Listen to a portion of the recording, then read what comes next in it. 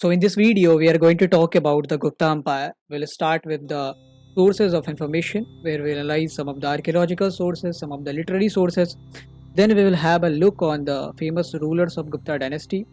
Then we will analyze the administration of Gupta Empire, and at the end we will see the social progress. Progress in terms of architecture, in terms of painting, in terms of science, literature, and all. So getting started with the sources of information. We have literary sources. Here we have different books like text of Bayan, books of Kalidas, books of Vishakadat, Mrichkatika, which was one of the famous epic written by Shudrak. And the mention of Gupta Empire is also in the Puranas and Dharmasutra. So Dharmasutra and Puranas can also be a good source to know about the Gupta Empire. Now coming to the archaeological sources, so we have different archaeological sources such as inscriptions of Samudragupta or Prayag Prashasti, inscription of Chandragupta which is located at Mehroli near Qutub Minar. Then we have inscription of Skandagupta which is located in Girnar, the same place where the Shoka has carved out his inscription.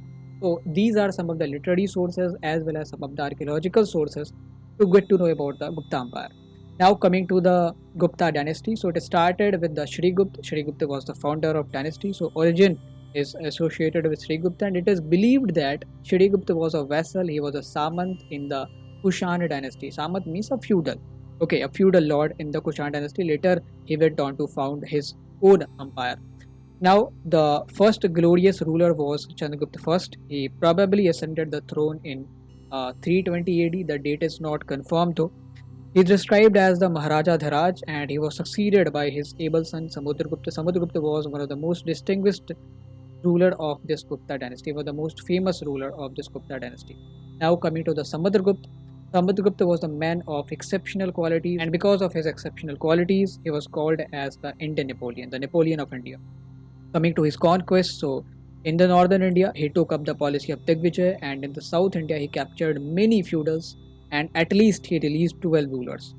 He also followed the policy of Dharma Vijay and also performed the most prestigious Ashwamedh Yajna.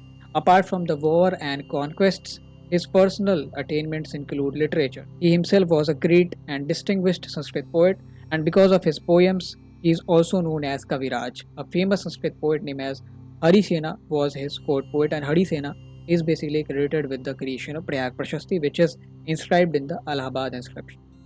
Now, after Samudragupta, Chandragupta II took the charge, and he also entitled himself as Vikramaditya. So he is also known as Chandragupta Vikramaditya, and he is famous for his iron inscription at Mehroli near Qutub Minar. He strengthened the Gupta Empire by forming marriage alliances with powerful dynasties like Vakatakas in the West India, and his reign is known as the golden period of Gupta Empire because he maintained the empire so well. Now coming to his successor Kumar Gupta. Kumar Gupta was able son of Chandragupta II or Chandragupta Vikramaditya. Prabhavati Gupta was his sister. Prabhavati Gupta was a daughter of Chandragupta Vikramaditya who was married to the ruler of Vakataka dynasty. Now Kumar Gupta was one of the initial patron of ancient Nalanda University. Sometimes he is also considered to be the founder of this ancient Nalanda University. He resisted many foreign invasions from Hud, and his son Skandagupta was known for defeating the army of Huns, and he unfortunately was the last powerful ruler, and after that his successors could not hold up and Gupta dynasty, Gupta Empire went into the decline. Now coming to the administration of Gupta, so Gupta administration was imposing and benevolent. The theory of divine kingship was popular during the Gupta period. There was a council of ministers and officials to advise the king on various issues. Now have a look on the central administration. So central administration included a number of officials and ministers to carry out the things. Provincial administration, because empire was divided into proper provinces, so there was a provincial administration there also. When it comes to district administration, the provinces were divided into vishayas, and these vishayas can be called as the district. Now when it comes to village administration, a group of villages were called as Prathaka and Santaka. Smaller division was called as Agrahara and Patta. When it comes to city administration, Nagar Rakshak or Purapal was the head of city administration. So in that way, the tier level administration was there in the Gupta Empire. Now coming to the social progress.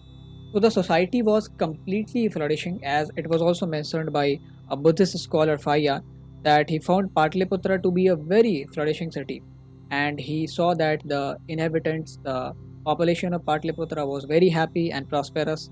Payan also praised the people for their discipline and honesty. Sanskrit was the official language of the empire, but Brahmi script was also in trend then. Now coming to the progress in education, so Nalanda University was the pioneer of education. It was meant for the postgraduate studies, and it was specialized in the study of Mahayana Buddhism. That is why it is also known as Oxford of Mahayanism. Some famous scholars like Nagarjuna of Mahayana Buddhism, Dharmapala, which was a Pala ruler, Huensang, which was a Buddhist scholar who came to India during the reign of Harshvardhana. These were the alumni of this university. But unfortunately, it met its end in the hands of Muhammad bin Bakhtiyar Khilji, who attacked this university and burnt it into the ashes. Now, coming to the progress in science, Aryabhatta, Varamihir, Brahmagupta, Dhanvantari were the pioneer in the field of science. Aryabhatta was popular in the field of astronomy and natural sciences. He wrote Surya Siddhant and Aryabhatta, which was very famous in the field of science. Varamihira was another scientist, another astronomer. Brahmagupta was like Aryabhatta, and Varamihira was a great mathematician and astronomer. But it was Aryabhatta who gave the concept of zero, and it was also during the Gupta period only that the decimal system developed. Apart from the mathematicians and astronomer, Dharmantari, who was a great physician, was contemporary to the Gupta period, and that is why we consider Gupta period to be the golden age of Indian history. Now coming to the progress in literature, Kalidasa, known as Indian Shakespeare, wrote different dramas like Vigyan Sakuntalam, etc. Shudraka, who was another dramatist, wrote Mirchikatika. It was also a love story. Vishakadat was another dramatist who wrote Buddha Rakshas, a book on philosophy. Vishnu Sarma, who composed Panchatantra, was also contemporary of the Empire. And I think most of you who are watching this lecture might have known what the Panchatantra is.